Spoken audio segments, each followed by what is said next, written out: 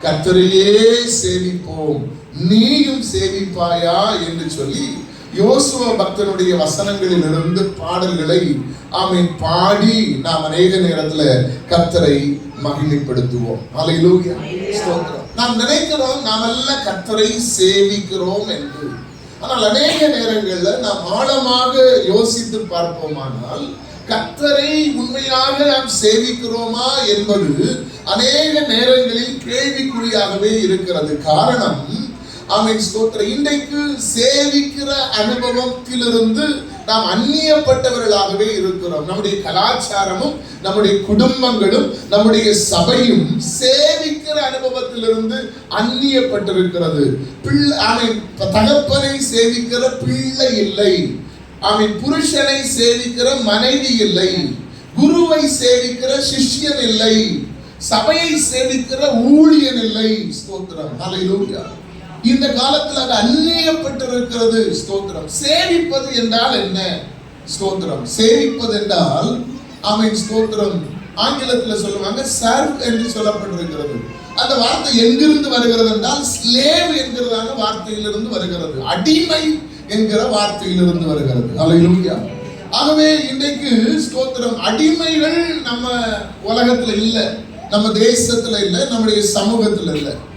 ஸ்தோத்திரம். நாம யாருக்கும் அடிமையாகவும் இல்லை. ஸ்தோத்திரம். ஒரு காலத்துல சொல்லுவாங்க, கல்லானாலும் கணவன், புல்லானாலும் புருஷன். ஸ்தோத்திரம்.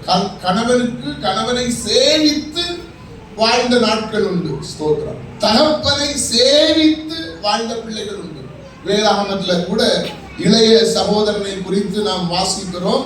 அந்த இடத்துல மூத்த சகோதரனை குறித்து வாசிக்கிறோம். அதை திருத்திய மொழிபெயர்ப்புல நாம் வாசிக்கும் போது லூக்கா 15:29 சொல்லப்பட்டிருக்கிறது, அதற்கு அவன் தந்தையை நோக்கி, பாரும், இத்தனை ஆண்டுகள் நான் அடிமை போன்று உம்மை சேவித்து வருகிறேன், உம் கட்டளைகளை ஒருபோதும் மீறினதில்லை, ஆயினும் என் நண்பர்களோடு நான் மகிழ்ந்து கொண்டாட ஒரு ஆட்டுக்குட்டியை கூட என்றுமே எனக்கு தந்ததில்லை. ஹல்லேலூயா. ஒரு அடிமையை போன்று நான் உம்மை சேவிக்கிறேன். ஹல்லேலூயா. கர்த்தருடைய நாமத்துக்கு மகிமை உண்டாகட்டும். அப்போஸ்தலனாகிய பவுல் தீமோத்தேயை குறித்து எழுதும் போது, ஒரு தகப்பனுக்கு பிள்ளை பணிவிடை செய்வது போல ஆங்கிலத்தில் அவன் என்னை சேவித்தான் என்று சொல்லப்பட்டிருக்கிறது. ஹல்லேலூயா. கர்த்தருடைய நாமத்துக்கு மகிமை உண்டாகட்டும். அப்போ பிள்ளைகள் பெற்றோரை சேவித்த ஒரு காலகட்டம் இருக்கிறது. முன்னால சொல்லுவாங்க, பிள்ளை அருமைன்னா வேலை அருமை தான் பிள்ளை அருமை அப்படின்பாங்க. ஸ்தோத்திரம். பிள்ளைனா என்ன செய்யணும்? வேலையை செய்யணும். வேதம் சொல்லுகிறது, ஒரு பிள்ளையானவன் சுதந்திரவாளியானாலும் அந்த வீட்டுல அவனுக்கு ஏற்ற காலம் வரைக்கும் அந்த வீட்டின் எஜமான, அதாவது காரியஸ்தனுக்கும் வேலைக்காரனுக்கும் அவன் பணிந்து போக வேண்டிய காலம். ஸ்தோத்திரம். ஹல்லேலூயா. எங்க மாமாவெல்லாம் பார்த்தீங்கன்னா இப்ப என்ன பார்த்தாலும் அவருக்கு நான் ஒரு சின்ன பிள்ளை மாதிரி தான் தெரியும். என் தாய் மாமா இப்பமா அரட்டுவாரு, இப்பமா என்ன செய்வாரு? அரட்டுவார். போன வாரத்துக்கு முன்னால கூட அவர்கிட்ட இருந்து அரட்டு வாங்கிட்டு தான் வந்திருக்கிறேன். ஆனா இப்ப நம்ம பிள்ளைகளை கூட நாம என்ன செய்ய முடியாது? அதட்ட முடியாது. எனக்கு நல்லா நினைவு இருக்கு, எங்க வீட்டுல முன் காலங்களில் எங்க அப்பா இருக்கும்போது, சாப்பாடு பந்தியில இருக்கும்போது, அப்பாவுக்கு ஒரு மீன் கிடைத்தால், பொரித்த மீனானால் நமக்கு பாதி தான் கிடைக்கும். ஸ்தோத்திரம். எப்பவுமே அப்பாவுக்கு நம்மளை விட ஒரு மடங்கு கூட. காரணம், அவர் வெளியில போய் உழைக்கிறார். ஸ்தோத்திரம். நமக்கு 2 சால மீன் கிடைத்தால் அவருக்கு 4 கிடைக்கும். அவருக்கு 4 கிடைச்சாலும் நமக்கு 2 கிடைக்கும். ஸ்தோத்திரம். ஹல்லேலூயா. ஆனா இன்னைக்கு அப்படி இல்லை. பெற்றோருக்கு தட்டுல 1 இல்லாட்டாலும் பிள்ளைக்கு எல்லாம் வாரி வச்சு கொடுத்து நாம பழக்கிறோம். ஸ்தோத்திரம். அது பெரிய ஆபத்து, பெரிய ஆபத்து. ஹல்லேலூயா. ஸ்தோத்திரம். வேலை அருமை தான் பிள்ளை அருமை. ஹல்லேலூயா. அதை நம்ம மனதில் நிறுத்தணும். ஸ்தோத்திரம். போன வாரத்துக்கு முந்தின வாரம் எங்க குடும்பத்தில் ஒரு மரணம். அந்த பெற்றோர் 16 வருடங்கள் தவம் இருந்து ஒரு பெண் பிள்ளையை பெற்றெடுத்தார்கள்.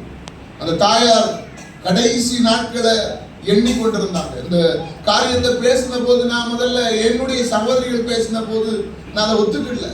ஆனா அந்த தாயாருடைய சகோதரிகள் அந்த பிள்ளையை குற்றப்படுத்தும் போதுதான் எனக்கு புரிந்தது. ஸ்தோத்திரம். 16 வருஷம் கிடைத்த பிள்ளைகளவா கீழே விடாம தலையில தூக்கி வச்சு வளர்த்தாங்க. ஸ்தோத்திரம்.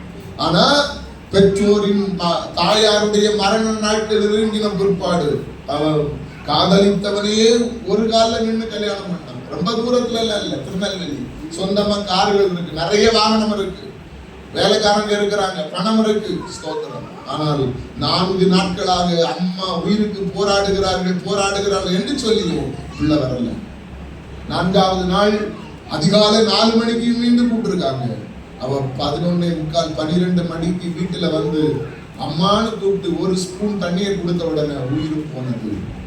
எல்லாரும் அந்த தாயாருடைய சகோதரிகளை திட்டுகிற அளவுக்கு அந்த பிள்ளை பெற்றோரின் கஷ்டங்களை உணராத சொகுசை விரும்புகிற ஒரு பிள்ளையாய் மாறி போனார். அல்லேலூயா.